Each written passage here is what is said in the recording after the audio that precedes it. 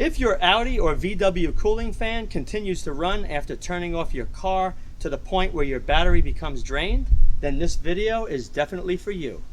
Now what happens with these vehicles is the fan assembly is located behind the shroud and there is no room to access the fan assembly, and you're not going to be able to correct the problem with the fan running constantly when you turn off your vehicle unless you unbolt the front bumper, pull it forward to make a big space in order to access this area to remove the fan assembly. So I'm going to show you in this video what you can do to save hundreds or even up to $1,000 to correct the problem of having your fan run until the battery has drained. The way it's supposed to work, when you turn off your engine after driving it, the cooling fan is going to run for around 10 minutes, and also in this engine you're going to have an electric coolant circulation pump. So as the fan's running, you're getting the coolant from the engine circulating through the radiator to cool it. So I found a workaround that's going to give you the exact same effect just like the factory had without having to pull off your whole front end, spending hundreds of dollars or more. The fix that you're going to see will cost you less than 50 bucks. What I'm going to do now is show you exactly what I did on this vehicle to get everything working properly again, and I'm also going to supply you with a wiring diagram. Just to show you how tight the spacing is between here, how you can't change the fan unless you pull everything apart, you could barely fit a notepad. The first thing you need to do is remove the cover from this plenum compartment. And inside the plenum compartment on this vehicle is a 12-volt positive power supply. There's a red cross on it right here that you can see. You're going to open up this cover, squeeze the tab, lift up, and then when you look inside, you're going to see there's fuses. You're going to want to identify which one goes to the cooling fan. There is a wire harness that goes around towards the cooling fan. You could trace it, but on this vehicle, it's a 40 amp fuse. So you want to identify which one is the cooling fan first. If you don't know, you can wait for your cooling fan to come on, go under the hood, loosen the nut that connects the ring terminal to the wire going to the cooling fan or the suspected cooling fan, and see if the fan goes off. If it goes off, you know you have the right fuse.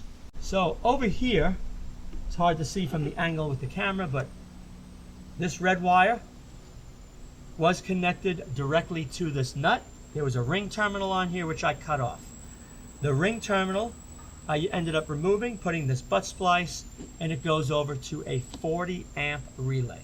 The switch side of the relay, and then the opposite side of the relay, which is switched, you'll see a diagram in a little while, connects over here to this thicker wire.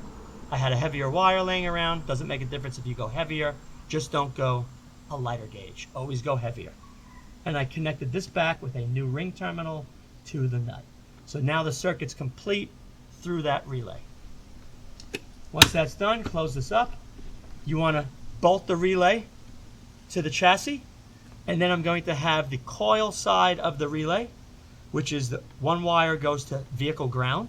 So you're going to take another ring terminal connector on the coil side, connect it to the chassis, and then you're going to have a red wire that goes from the coil, which activates the relay, and you're going to route that all the way through. It has to go under the dash. Let me show you. So the red wire, you're going to be using number 16 wire. You can see it's right here. It's going to go into the same area as the ECU, electronic control unit. You're going to push that red wire through the rubber so everything stays nice and watertight when the cover goes back on. You don't want to have the wire sticking out of the box, so when you put the cover down, that it pinches it. So make sure you go through the harness to the inside of this ECU box. You're going to route it on the side of the ECU. There's a space. Once it passes alongside the ECU, it'll be inside the cabin of the vehicle. Once the wire's through the firewall, you want to route it over towards the fuse box. You're going to have to identify a switched on circuit. So when the engine is in the on position, the key, with the engine running, you want to make sure there's power. That's going to be one tap. The other tap is going to be 12-volt battery. So this is always on. You can see it's red. This one here is switched. The connector looks like what you see right here. plugs into the spot where there was an existing fuse, which was this 5 amp. The bottom fuse is basically being put back into that spot. The top one is your tap. Make sure it's 5 amp, and you want to keep your wiring number 16. You're also going to need a grounding point. So this wire right here is black.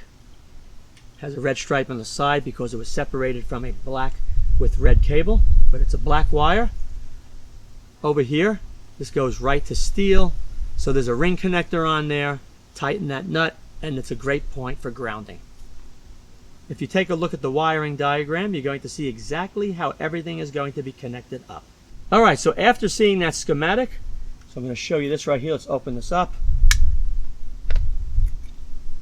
You can see this module. This is the module that's going to give you the delay on the cooling fan. So it's going to act just like factory. You turn the engine off. In this case, it's set for 8 minutes. So as soon as that key goes off, the cooling fan is going to run for 8 minutes, along with the electric circulating pump for the coolant. You can set it as long as you want, but 8 to 10 minutes should be fine. Now from the switched circuit, so when the key is in the on position, that's the only time this gets power, that wire goes to the center screw on the left. The negative bottom screw goes to this nut right here where it's grounded. Positive from here, which is always on, goes to the top left. You can see there's a tap splice. You need that positive to go all the way around to the center screw on the right. On the bottom right, that is where it connects to the relay under the hood. That's the 12-volt connection for the relay coil, and then the ground that you saw with the nut is located under the hood. So you have the complete circuit. The relay gets triggered from this wire on the bottom right. Everything is kept inside this nice little plastic box. There's multiple settings. In this case, you want to make sure by pushing this, it's on P4. That means when the engine is off, the power will remain on that relay for the time that you have set, which in this case is 8 minutes. The control box is going to be Velcroed underneath the dash up high out of the way. And I'm using Velcro because if you ever disconnected the battery, you want to be able to easily reset this. Okay, everything is now connected up according to the wiring diagram.